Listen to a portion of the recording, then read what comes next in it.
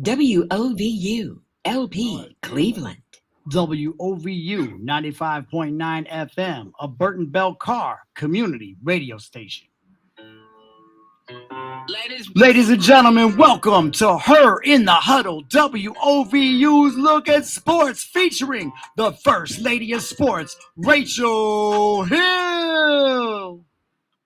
All right, welcome to Her in the Huddle, WOVU and 95.9 FM. This is your girl, Rachel Hill, the First Lady of Sports, and it is a Victory Monday.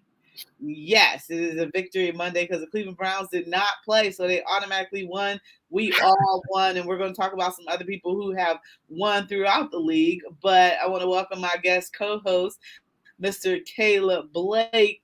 What's up, Caleb Blake, Mr. Rising Sophomore at The Ohio State University? Just hanging out, you know. I mean, it's a Victory Monday, I guess, since we didn't play yesterday. So but hey, nothing went wrong, so I'm with it. Yes. I'm with it. So we won then. That means we won. Of course. You know, we didn't play. So how you doing, Caleb? I'm doing good.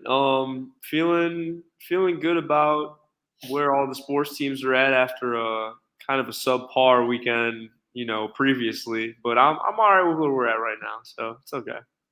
Yeah, I want to give a special shout out to Caleb because last week I went to The Ohio State University. My niece wanted to go take a tour of Ohio State. So when she told me that, I'm like, I'll take care of everything. And Caleb was a gracious host. He met us, on campus. We dined together. We toured a little bit together. And, you know, at the time, you know, when I was at Ohio State, it seemed like the smallest campus in the world. And then after all that walking, my niece said, this is absolutely the biggest campus on earth. So it took me a little while to recover. Let's just say I slept great. The girls slept in the car on the way home as I knew they would. And I didn't have nobody to talk to. So I'm like, I'm struggling on the drive back, trying to make it back. I'm struggling. I mean, it's the best place on earth, though. So, you know, you had to come in knowing that at least it was going to take everything out of you. I didn't know, you know, because like I said, when I was there, you know, that was nothing. Oh. Hey, you all right? I'm just trying to fix my lighting. My lighting is really... You look good, baby. You look good to me. Did you get your hair done recently? No, I'm supposed to get it done tomorrow. Look how gray it is. It looks good, but it's a foxy gray. It looked blonde to me here. All right. Caleb ain't commenting. It's okay. I get it.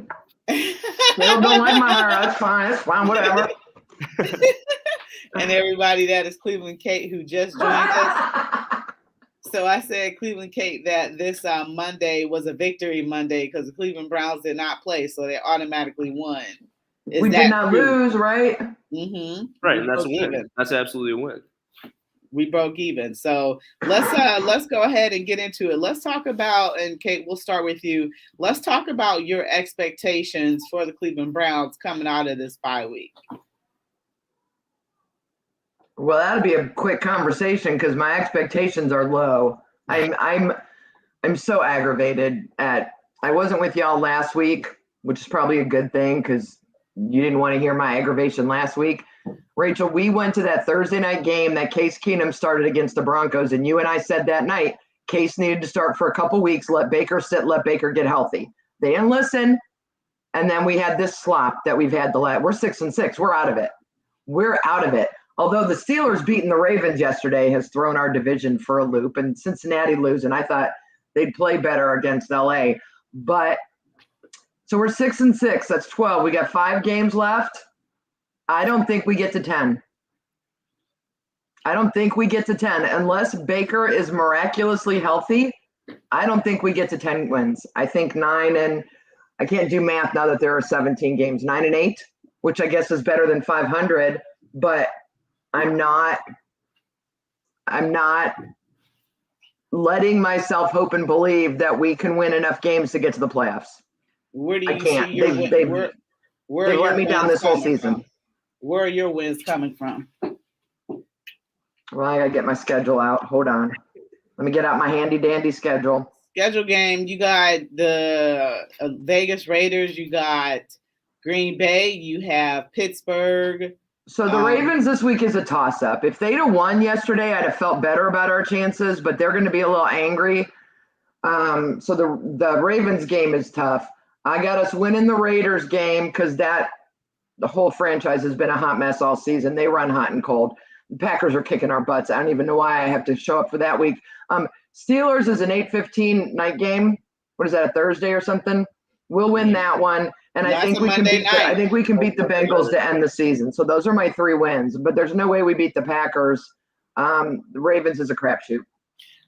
I feel like everybody recently has just written us off. Like we have no faith anymore in this team. Which I mean is Caleb, what have they given me to have faith in, baby? I was gonna say, which is fair because of the way that we've underperformed this season compared to expectation. However, I think I'm feeling optimistic coming off the bye week. I think that hopefully, we just played the Ravens. It's hard to beat a good team twice. I mean, if we're really a good team, then we should be able to split with another good team. And I think that if you look at it, also anything can happen. Because if say we had won that game with the Ravens last weekend, we would be first in the division right now because we'd have the best divisional record and everybody would be 7-5 except for Pittsburgh. But I mean, I think it's a very tight race right now. And even though the AFC, everybody's competing right now and everybody's above 500, but also everyone's playing each other at this point so much later in the season. So I really think that Baker's has to be good enough. I'm not going to – I've realized Stefanski's going to play him the rest of the season, whatever. We'll evaluate whether he's going to be the long-term guy next year, I think, in my eyes. But if he can just be good enough and just healthy enough, I'm hoping the bye week kind of gave him some time to, he's got a lot of injuries right now. So at least we can at least get one of them to kind of, heal up a little bit. And then, Kareem Hunt is finally back officially and, ready to go. Yeah, but let's not gloss over the other injuries on the offensive line. Jack Conklin's out again. True. I mean, that's, I think, done us more harm than good is the offensive line injuries because it's made it difficult to run the ball late in games, which has made it put more pressure on Baker because we get behind and there's that whole circle. Yeah. I think, I'm sure you guys talked about it last week. My biggest frustration in that Ravens game was how well our defense showed up, how much pressure they got, 4 turnovers. They were tired of being on the field. Clearly you could see they're like, listen, if the offense isn't going to sustain a drive, we're just going to take the ball away so we can go sit for a little bit and get a rest. And they had to have been the most frustrated unit in football.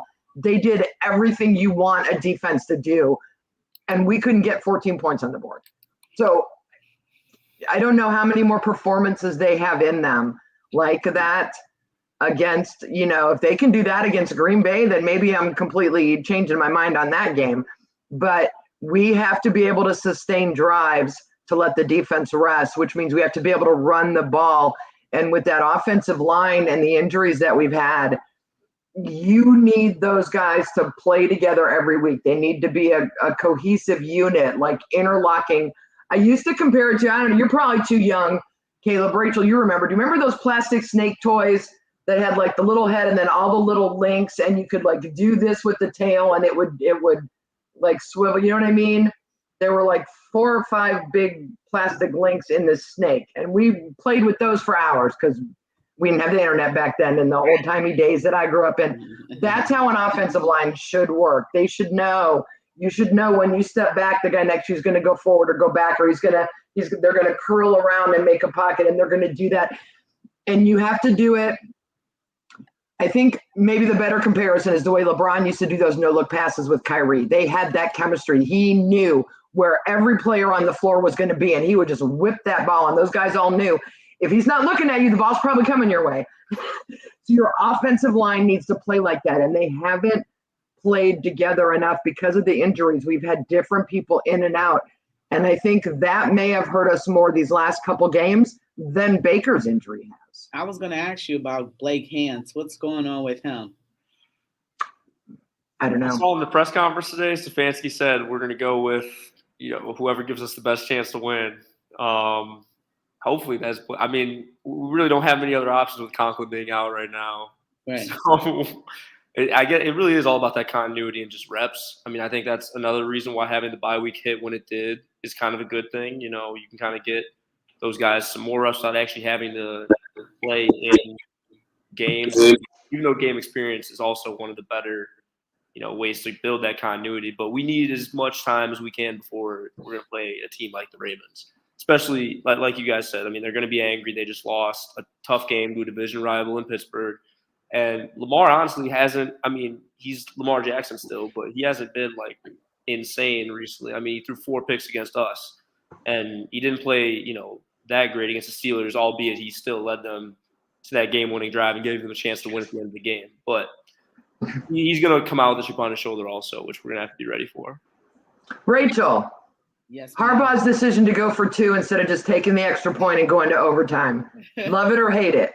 I hated it. I was not a fan. I believe in. I loved every minute of it. I loved it. I believe. I loved it because if he was wrong, they lose, which makes me happy. And if he was right, the sheer guts it takes to make that kind of call, I gotta respect that. Yeah, I love that kind of stuff. You live and die with that call. You live and die with it. And you do, but that's a coach right there who believes in his team, who believed that win or lose on the line, one play, that his team was going to get that done for him. And while it cost them this week, that is going to pay dividends for him and that team the whole rest of the season. And I was going to say, too, it's also won them games because there are times when Lamar will just say, hey, I got it. And, I got it. Yep. And then we saw that earlier this season. There was a 4th down, Rachel. We talked about it. Harbaugh went to Lamar. What do you want to do? Lamar's like, I want to go for it. He's like, all right, let's go for it. And they did, and they got it. Yeah, it's a recurring theme with both. It didn't work out this time, but I love that kind of, aggressive, we want it all mentality. So I'd get rid of the extra point kick altogether. I would just make everybody go for 2. Yeah, the reason I didn't love it is because they lost. Let's say I never hope for a Ravens win. I always hope individually. No, but they're playing Pittsburgh, so I'm rooting for Bane and the entire stadium to just explode. But from a divisional standpoint, it's better for the Browns that the Ravens lost and stayed where they were instead of getting another win. Right. That was a gutsy call. If I was him, though, I would have tied the game and let it go to overtime and played it out because I think that they had a great chance of beating Pittsburgh in overtime. But, you live and die with that call and you make that choice and you're willing to ride with whatever happens, and they didn't convert. So at the end of the day, play to win always. So, it is what it is. But, yeah, there were some other battles. How do you guys think Ben looked in that game? I wasn't able to catch it all because I was at the Cavs game, so I wasn't able to catch it all. I caught pretty much the very end of the game. How did Ben look? Did Ben look like his former self, considering that they almost played to a tie? I don't think Ben will ever look like his former self, but he didn't look as bad as he looked earlier in the season yesterday. So, I mean, he threw for I think 250 yards, 2 touchdowns. If that was Baker, we'd say that was probably his best game of the season right now. So and they won. So that's you really can't complain. He'll never be the same guy. I mean, their entire offense right now is just screens, and they'll throw a couple deep shots to Chase Claypool every once in a while. But he was 21 of 31 for 236 yards, 2 touchdowns, no interceptions, 1 sack. He attempted to rush once for -1 yard. And it looks like he got a 2-point conversion. So, I mean, it might be, I'm looking at the 236, I'm looking at the season, it might have been his best game of the year. But that don't mean, it's still not what Ben should be doing if he was healthy and young and Ben.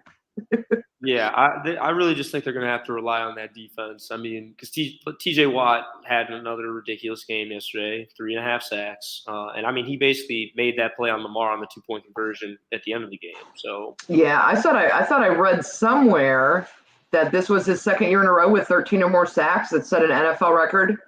I wouldn't be surprised. Even though we love Miles way more, but he is a beast. I can't lie. Yeah. TJ. All right, guys, we're going to go ahead and go into our first break. And when we come back, we're going to talk a little bit about the Cincinnati Bengals or Bungles. I guess they could be called the Bengals now. They're the Bengals now. Yeah, they're having a pretty good year. But we'll be right back. You're listening to Her in the Huddle on WOVU 95.9 FM.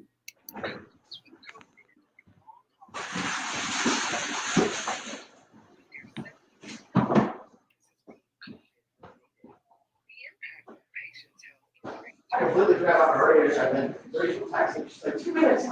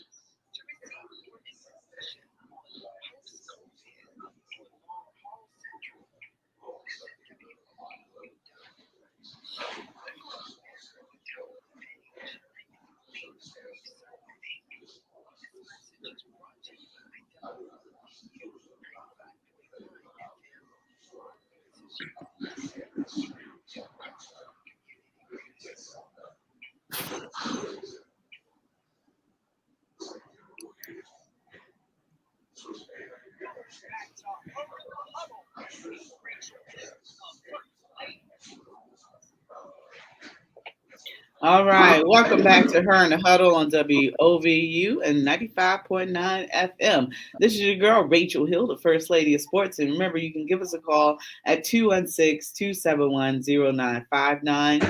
You can listen to us live on WOVU.org. Keep in mind, you can also download that WOVU app and you can listen to us on the go, listen to all your favorite people. And I am back with Cleveland Kate and Caleb Blake. Caleb, did you give your expectations regarding the Browns coming back off this bye week? I don't know if I really gave expectations. I mean, I hope we're going to go out there and play hard, to be honest. I think we'll be okay. You sounded very hopeful and very positive. Well, just because you were like, we've been written off on the season, but I think there's still a lot of football to be played. You know, you got 5 games left. Yeah, but that's a lot of football, though. I mean, if you think about it, all it takes is one game. Because, like I said earlier, you go back to the Ravens game, we win that, we're first in the division right now. So it's all about just getting hot at the right time. And I think, coming off the bye week last week, that's kind of what – or last year, I mean, it's kind of what did it for us. We got super hot right after that, went on a win streak. And we were able to carry that momentum into the playoffs, other than, like, the Jets game. Take that away. But, why can't we do it again? So I'm still – I feel like I'm more optimistic than most right now. But I think we'll give ourselves a fighting chance. Yeah, you absolutely are more optimistic than most. Do we have any comments on StreamYard? Can y'all see those at all? Nate the Great's joined us tonight. He is going to be a freshman at CCC starting in January. Oh, congratulations. I missed that. That's wonderful. Hey, Nate. Nate, thanks, Nate. You can also watch us on All Sports All Plays Network on Facebook.com. You can go to my Facebook page or All Sports All Plays Network and watch us live on StreamYard and comment. We appreciate the comments and watching us. And so there was another team that played, but they did not play interdivision, obviously, because the Browns were on the bye week. The Cincinnati Bengals took on San Diego Chargers, the Los Angeles Chargers, and got blown out. And it looks like Joe Burrow suffered a dislocated pinky on his throwing hand, and that really I don't know if that affected him or not, where that happened in the game, but they kind of got boat raced by the Chargers. Are you guys still looking at this Cincinnati team as still being for real and could possibly win this AFC North? I don't think they'll win the AFC North. I think they're too banged up right now.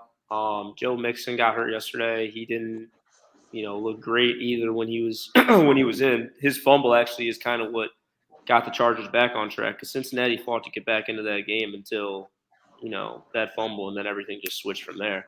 But if Joe Burrow is not fully healthy, and you could kind of tell after he was in a lot of pain on the sideline after, the pinky injury and whatnot. And if he's not healthy, they're not going anywhere. So too many injuries. Yeah. Right now. When did he get hurt? What part of the game? Late. First half. It was in the first half. Like, Really? Maybe. Because I saw him putting on the glove, but I wasn't sure what was going on. Joe Burrow or Joe Mixon? Joe Burrow. Burrow was early. Mixon was later. Okay. So they travel to San Francisco this week. San Francisco 6-6. No, they host San Francisco.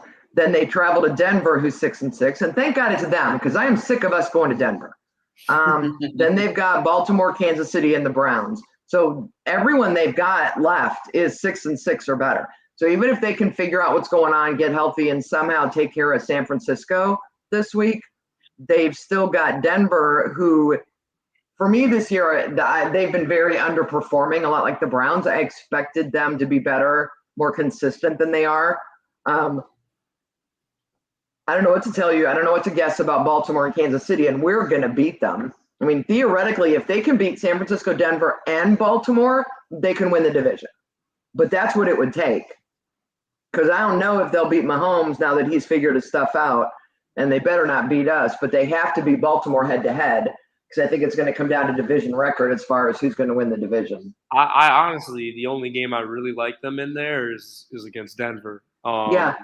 I don't. What really about like San Francisco? San Francisco just lost to Seattle. You don't think they could beat San Francisco? Well, they lost. San Francisco was without Deebo Samuel. He didn't play this week, even though George Kittle finally got back to being himself. But if he comes back and the defense, I really think they'll be all right. Seattle kind of pulled one over on them this week. They had a lot of. I mean, they pulled everything out of the bag. They had a 75-yard fake punt return. I mean, that's just not the kind of stuff that you see every week. So.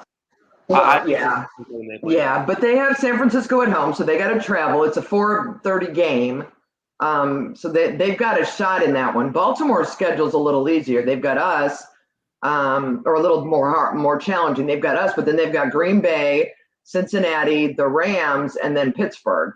So they're going to have just as rough of a path. I mean, literally every game for the next 5 weeks is going to decide this division. And so Pittsburgh has the opportunity. They've got no shot at it, but they have the opportunity to play spoiler now after beating Baltimore once. They're kind of feeling themselves. They've got the opportunity to play spoiler for somebody in our division and to really decide who is going to end up winning it. So yesterday was the first time that they had played Pittsburgh all season? Yeah, because they got them again. This schedule is the very last week of the season is Ravens, Pittsburgh, and Browns, Bengals. Okay. This NFL schedule, I've never seen anything like it. It's the weirdest thing ever, man. You facing like your division rivals like the last weekend. And back to back. Like the first month of the season, nothing, and then bam, bam, bam. It's just rapid fire. Yeah, man, that's crazy. I don't know who came up with that. Some weirdo. But yeah, so that's the AFC North wrap up. Obviously, things are going to get very interesting at the very end of the last few weeks of the season. So, pretty much, keep your seatbelt buckled because who knows who's going to win. Like you said. Well, and Rachel, I'm looking at the overall standings. The AFC East has a team at 8 and a team at 7 wins. The North has got a team at 8 and 7. The South has Tennessee with 8, the Colts with 7. And then the West has the the Chiefs at 8 and the Chargers at 7. Like all 4 of the divisions are wide open. It's not like anyone's running away with anything. So that means your wild card options are insane as well. I mean, this whole conference is why it's up for grabs this year. Really is. Anything can happen. Anything can happen. There's still enough time where I haven't given up on the season just yet. Yeah. I mean, if I go look at the NFC, Tampa Bay's running away with the South. They've got 9 wins, and their next best has got 5. So they've got that locked up. Green Bay's got 9 compared to Minnesota's 5 in the North.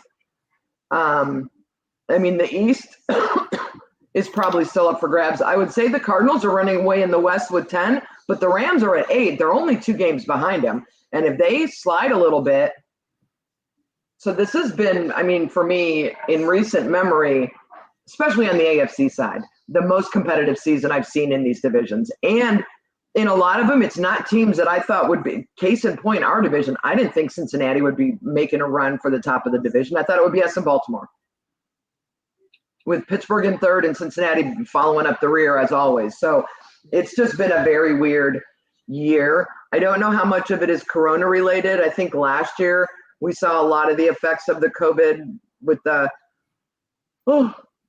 changes in the way practices went and on the rules and stuff. This year it's just been more guys who said they were vaccinated and weren't, having to sit out some games when they got the Rona and got caught. Yeah, but there's I been think a they've lot of adjusted lying. to the shortened preseason and everything, but it's a 17-game season this year, which is also weird. So it's just been a different kind of year. Yeah, there's been a lot of lying going on, but it's men, that's what they do. So I ain't surprised. Rachel, not all men, Rachel. What? All men don't lie. There's some NFL football players that's been lying. There are, but there are doctors and lawyers and grocery store clerks that lie too. Don't be mean. Everybody lie.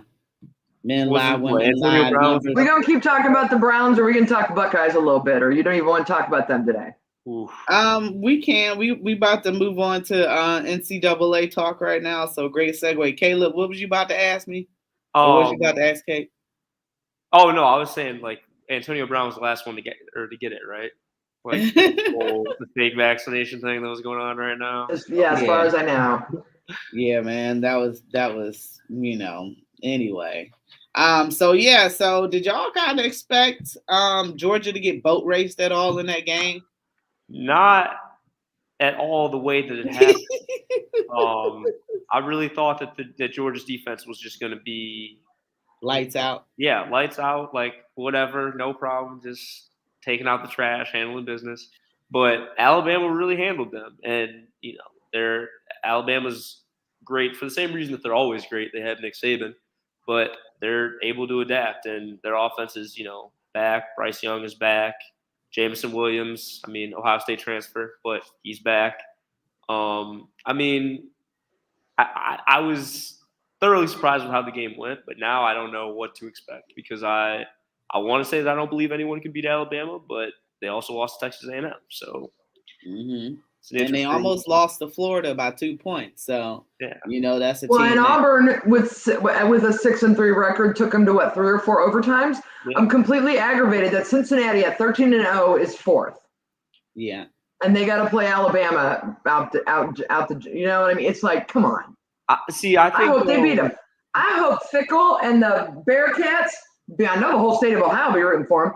I hope they beat Alabama and get the respect they deserve, because that program in Cincinnati has been tough for a lot of years, and they have a very good team this year, and they need to get credit for that 13-0 record. They didn't play cupcake teams all year.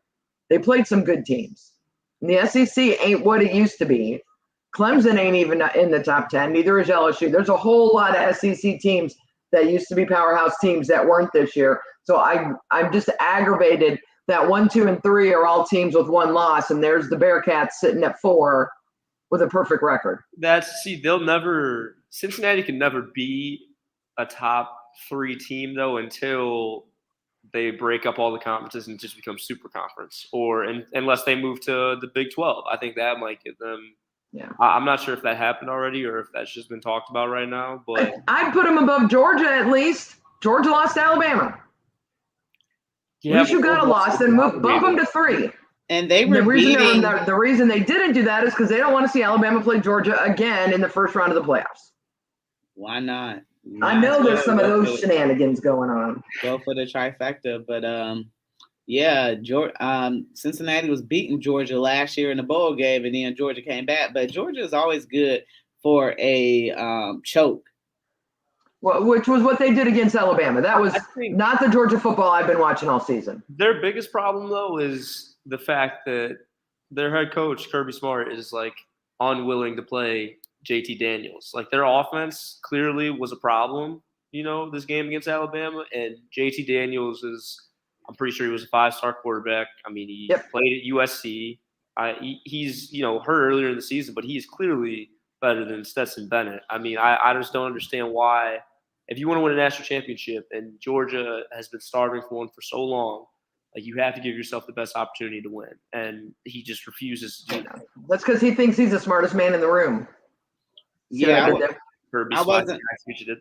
I wasn't able to watch the whole game because I had to go somewhere. But, for what I could see, Georgia just struggled mightily on offense and couldn't do anything. And Alabama put the clamps down. And it was just kind of a travesty to see because I just was expecting – I hadn't watched Georgia play all year. And I was just expecting this, super team to, whoop Alabama. I really was expecting Alabama to lose this game. But sorry, can we just talk a minute about the name Stetson Bennett? Is that just not a cool name or what? It's not a cool name for. It's a cool name, no. But he doesn't sound like a football player. I'm just. Sounds like an action hero or an action star. Like he should be in a movie or something somewhere. Like I don't know about. I don't know about him as a starting quarterback of my football team. So they've announced the 4 finalists for the Heisman. Speaking of starting quarterbacks, so the final 4 is C.J. Stroud, Bryce Young, Kenny Pickett from Pittsburgh, and Aiden Hutchinson from Michigan. Sorry. Is DJ Chris Styles there? Is he having a fit?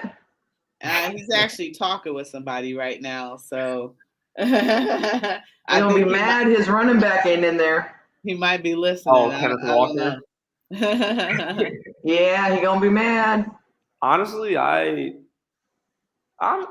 interested to see who it'll go. I think it'll go to Bryce Young, but I mean, I felt like when we lost to Michigan, CJ might as well have just checked out of the whole Heisman conversation. And he's got another year; he can do it for next year. But I felt like that game was the 27th, and on the 29th, 2 days later, is when the ballots went out.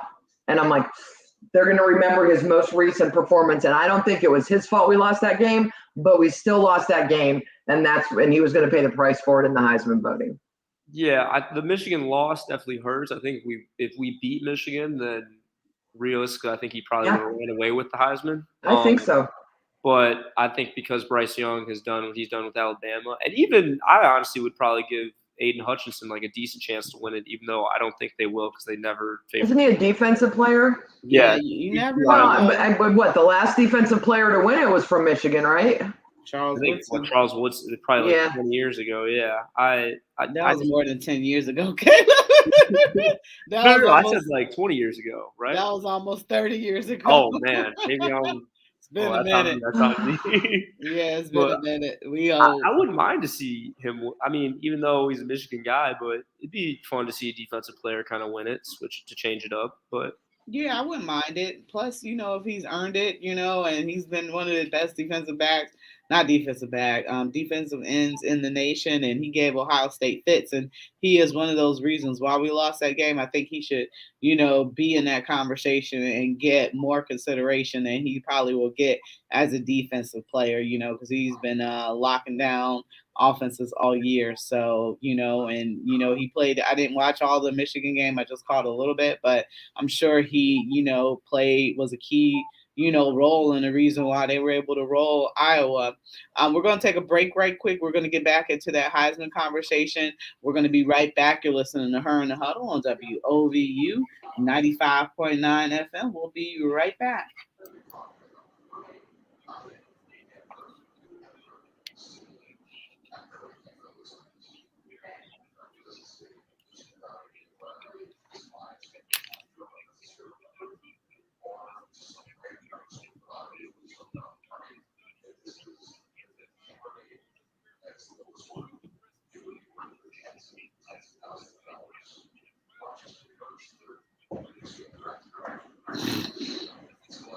The pill will not come cheap here. It could cost up to $700 in the United States, but as low as $20 in other countries. Some may even distribute the pill for free. It's worth investigating alternatives to vaccinations, as well as discussing their pros and cons, which includes costs. Learn more about the COVID-19 pill at the Long Haul Kickoff event on Saturday, November 27th. This is WOVU 95.9 FM. Our Voices United, a Burton Bell Carr community radio station. Welcome back to Her in the Huddle with Rachel Hill, the First Lady of Sports.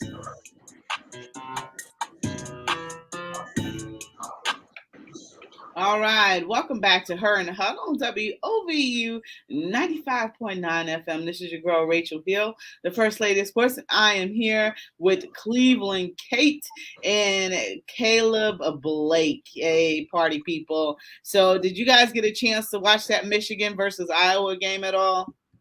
I caught a little bit of it. I made an effort to not really watch it, just because I was like, didn't really want to. I was still had enough of Michigan. Yeah. Yeah. But I caught a little bit of it when I was out with some friends, and I mean, they looked every bit the part of the Big Ten champion. So, I'm interested to see them against Georgia. I honestly think if they beat Georgia, then I mean, they've got just as good a shot to win it all as anybody else in the top four right now. So, I'm excited to watch that game, though. I'd like to see them beat Georgia just because I don't want to watch Georgia play Alabama again if they manage to get past Cincinnati. And frankly, it'll be more satisfying to see Michigan lose in the national championship game than in a semifinal game.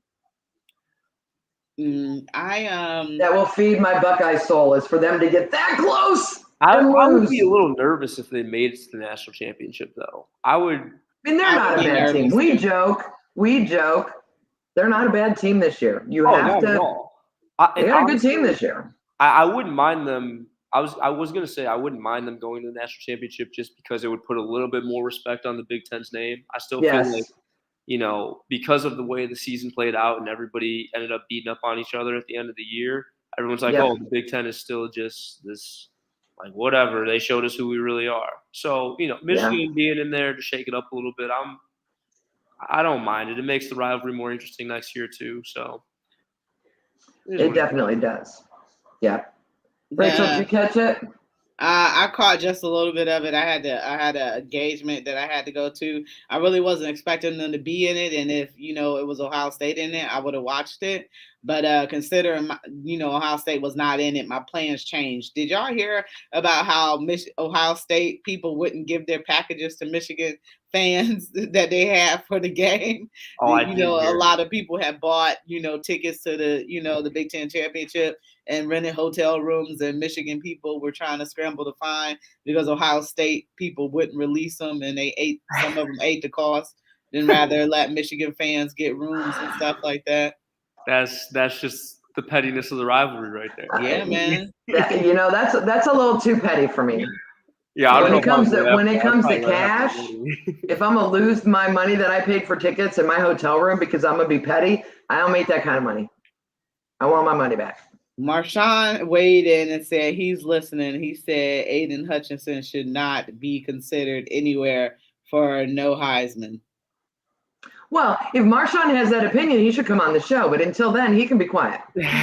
He said he shouldn't even be on the Heisman. I said it, Marshawn. You heard me. I said it. He said Will Anderson Jr. from Alabama should be on the stage. I think Alabama's the story, or they haven't had like an Alabama type defense all year, really, where they just dominate you on that side of the ball. So I think that kind of plays into it, and also the fact that Michigan is a top 5 team. The best players on the best teams are always the guys that end up being, with the exception of, I guess you could say, Kenny Pickett right now. But you always have one guy from an outside school that is just an absolute stud. Yeah. So, it doesn't surprise me that he made it in, especially not after the Ohio State one.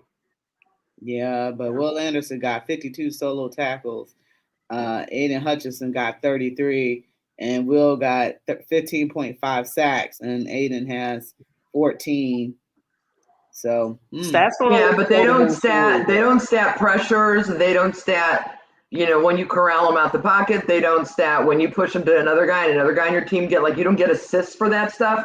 When you watch him play, he has more impact than his stats tell the story. There's plenty of guys, especially on the defensive line, that their stats don't always show exactly what they're capable. I mean, there's no telling how many times he's been double teamed because you have to game plan when you're playing against a guy like that. Which frees up everybody else. Yeah, the impact that he has defensively on allowing other guys to succeed and stuff like that is, he should still be in the conversation.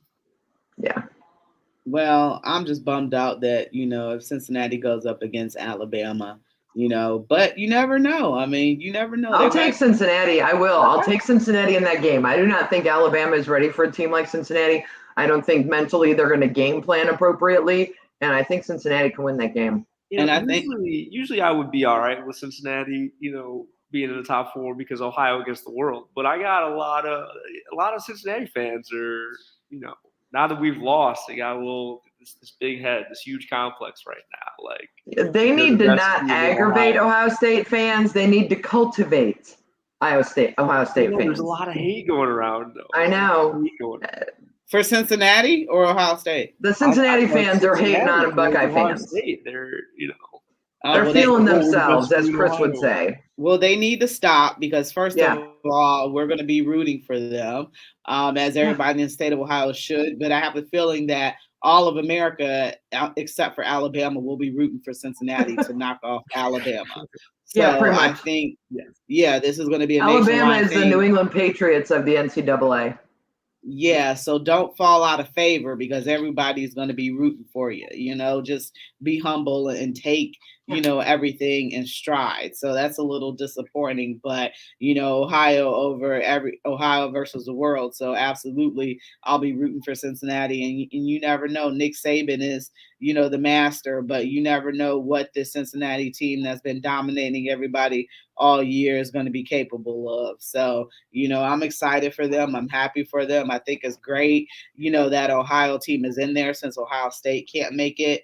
I think it would, I'm sorry that one has to play the 4. And, this is times where I wish that there was an expanded field, but, it is what it is. But I think this will be a great opportunity for Cincinnati. I think that it's just an even better way to build the program because they're going to get more recruits and all that other stuff. So this will have lasting impacts, and it'll be interesting to see where Luke Fickell goes because I thought he was going to be in contention for that Notre Dame job.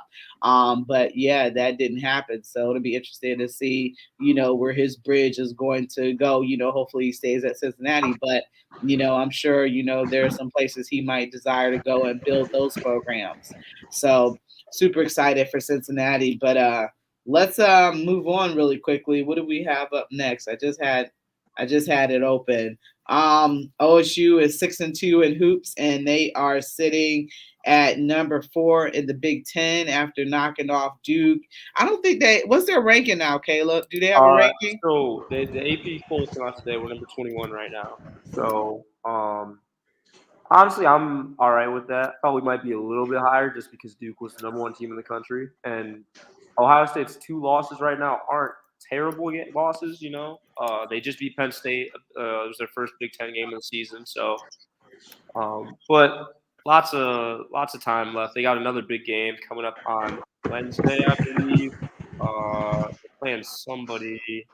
They're playing like a highly ranked team. Let me go look at the schedule again real quick. So we have Houston on Wednesday, but on this Saturday, they're playing Wisconsin, who's also ranked in the Big Ten. And then the week after, they got Kentucky in the CBS Sports Classic. So plenty of opportunities to see if they're really about it or not. That Kentucky game is going to be on neutral territory. I wish that it was going to be at Ohio State, so that would give Ohio State a better chance. Do you know where Kentucky is ranked? Are they any good this year? Kentucky's solid. They're number 10 in the country right now. So, they still have Coach Cal. They're always going to be well coached. They have a really good point guard in Ty Washington. So that'll be interesting to see how our guards stack up against them because I think that Ohio State is kind of struggling to find their main guard right now. Jamari Wheeler's been getting most of the starts. I mean, he's played solid. He played, Penn State, his former school. He actually graduated from there before, becoming a transfer and coming here now. But it's between him really. Michi right now is getting some playing time, but he's not like a true one.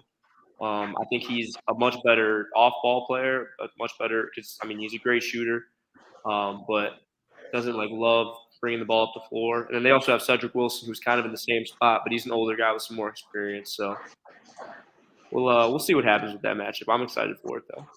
All right. And Dennis Gates has the Cleveland State Vikings at 6-2 right now as they look to defend their Horizon League title. So Cleveland State University is playing some good basketball right now. And we're going to go ahead and take a break, guys. But when we come back, we're going to talk about your Cleveland Cavaliers. So we'll be right back. You're listening to Her in the Huddle on WOVU 95.9 FM. We'll be right back. The COVID-19 long haulers make up 30% of all people infected by COVID. What's a COVID long hauler? People referred to as long haulers have a condition called COVID-19 syndrome or long COVID. How do you know if you're a long hauler? Long haulers are people who have COVID-19 and have had it for weeks or even months without fully recovering. Some long haulers experience continuous symptoms, while others recover for weeks at a time and then relapse with new and or old symptoms. What are the symptoms? The most common long hauler symptoms include coughing, ongoing fatigue, body aches, joint pain, shortness of breath, loss of taste and smell, difficulty sleeping, headaches, and brain fog. For more information about long COVID, go to wovu.org. This message is brought to you by WOVU 95.9 FM, Burton Bell Carr Community Radio.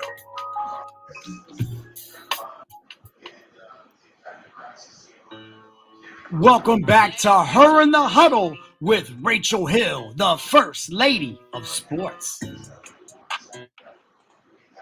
Hello, and welcome back to Her in the Huddle on WOVU and 95.9 FM. This is your girl, Rachel Hill, and I am here with Mr. Caleb Blake, rising sophomore at The Ohio State University, and Miss Cleveland Kate.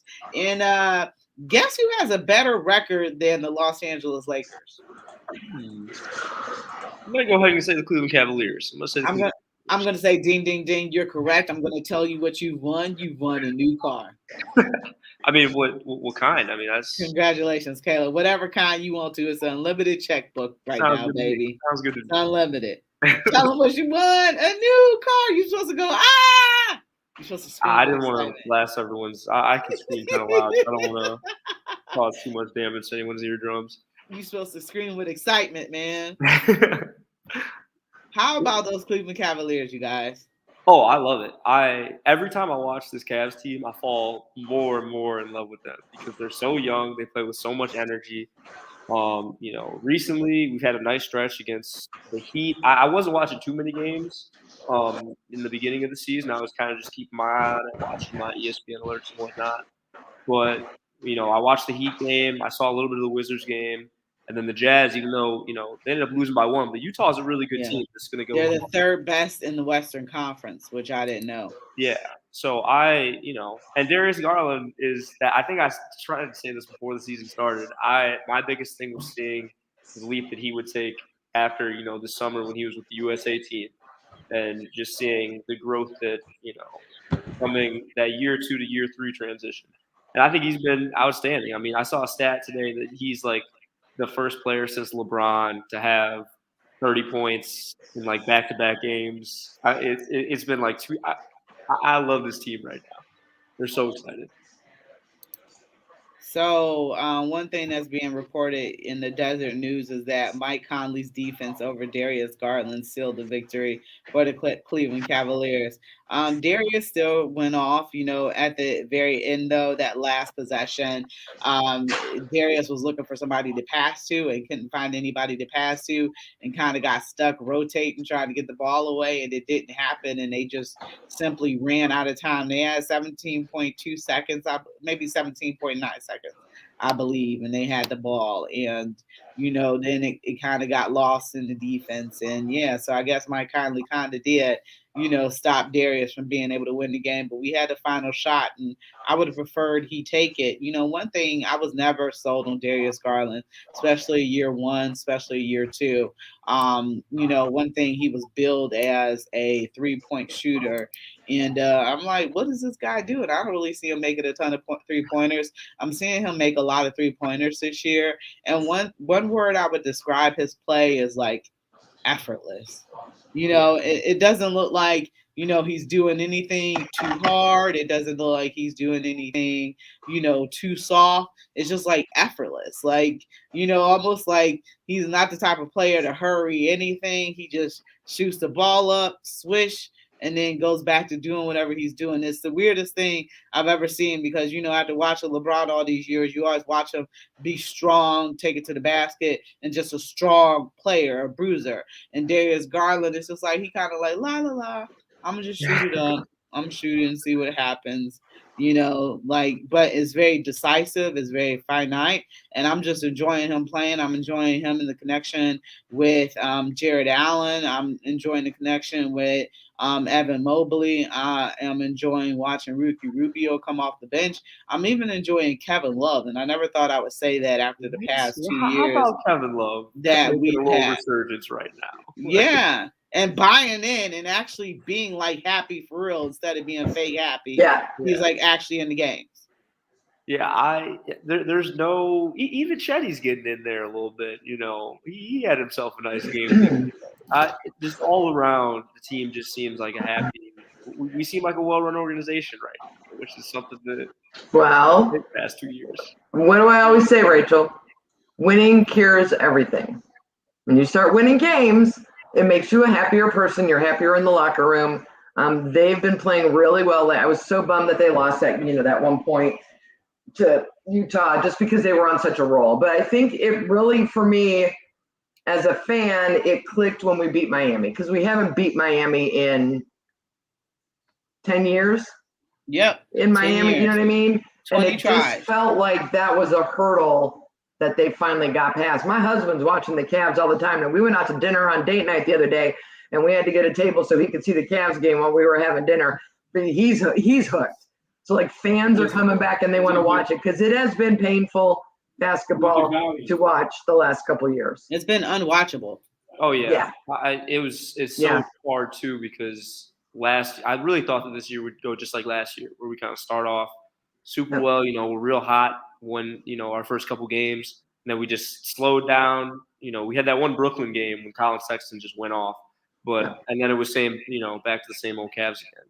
But right now, it's just a different energy with this team. I mean, we're obviously doing well deeper into the season than last year, but also, they're very young, and that's why I'm so excited about the future. But also, there's just so much potential for like right now, and they're just learning these things this early in their careers. I think we're going to be set from a foundation standpoint for a while. Don't do that. Don't do that. Don't do DJ that. Chris Styles is here. But Don't with do that that. loss yesterday, it didn't even seem like we lost the game. I think honestly, it's just exciting that we're even in games right now. Yeah, like, every game.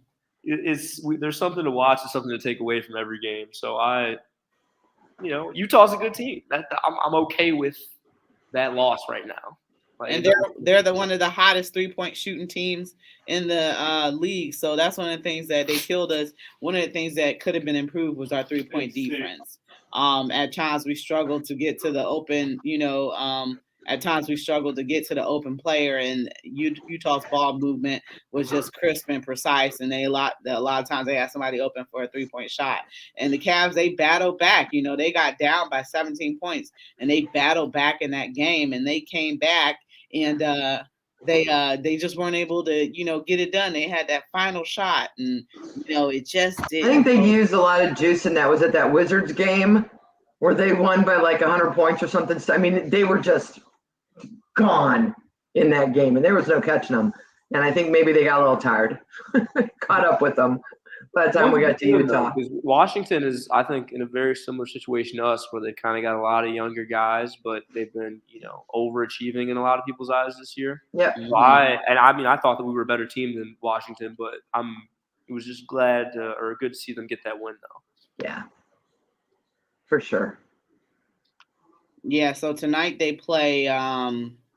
They play Milwaukee? the Milwaukee Bucks, and Giannis is questionable. I haven't heard anything about him playing. I heard he's questionable, and if he doesn't play, they stand a good shot to be able to get this game on the road, because I believe they have a better home record, a better road record than they do home record. We do right now. I just saw that the other day.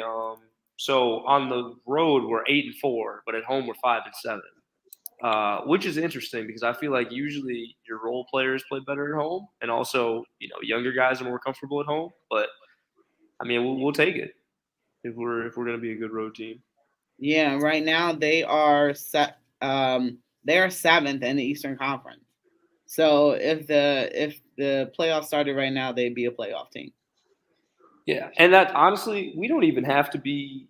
I'm saying this, not with a losing mentality, but we don't have to even be the 7th seed. Because now with the whole play-in rule, we could really be the 10 and then kind of just get lucky, just get hot at the right time.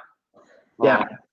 But I'd much rather be in the top 6, though, just to have that secureness. But I don't know. Even if we were 6, we'd have to play Milwaukee, and I don't know how much I would like that first-round matchup. So. Yeah, I wouldn't like that first round matchup at all. But how about Evan Mobley being the Eastern Conference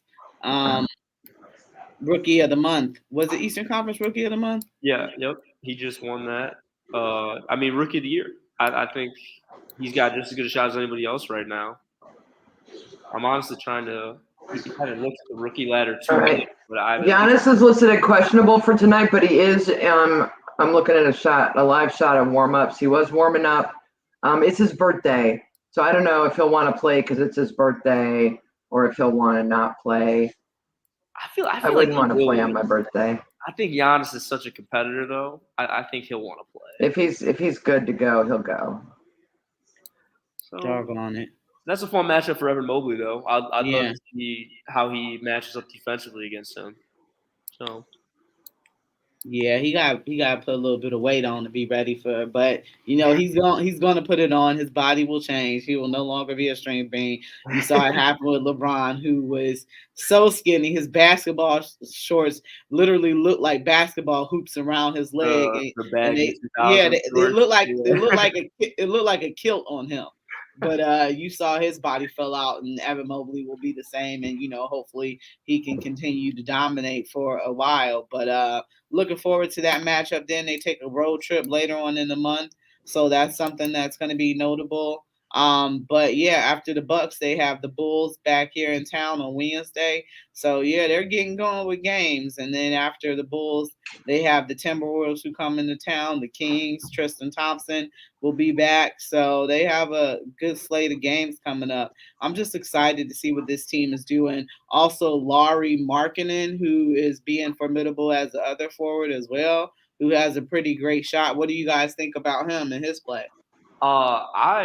I love watching him play. I was a little skeptical at first. My roommate is a big Bulls fan. I think I probably said that here before. And he couldn't stand him because they had so many problems and stuff there. But hey, one man's trash is another man's treasure. So I guess we were just able to kind of unlock him.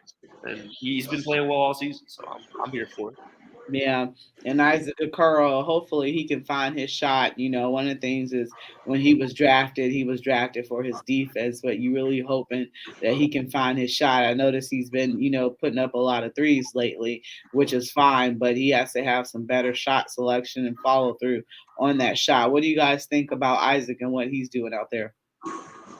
I think it'll still take a little bit of time for I don't know. I'm not going to say a sophomore slump, even though I think he showed a lot of really good flashes his rookie year. But I haven't seen too much improvement. But we can still give him a lot of time just because he doesn't have to be, that guy right now. I think we have so many other options that we can go to defensively that we can wait on his development a little longer. Yeah. I'm excited, though. This is a young team, and what they're doing and the veteran leadership that it has with Ricky Rubio and Kevin Love. Like I said, I'm still surprised that Kevin Love is a leader on this team, but I'm really excited about what they're going to do in the future and the run that they'll make to the playoffs. So, but guys, that's pretty much our time. So I just want to thank you so much, as always, for your participation. It was a fun show. It was a good show. And we are about to get out of here. So you have been listening to Her in the Huddle on WOVU 95.9 FM. We are out of here.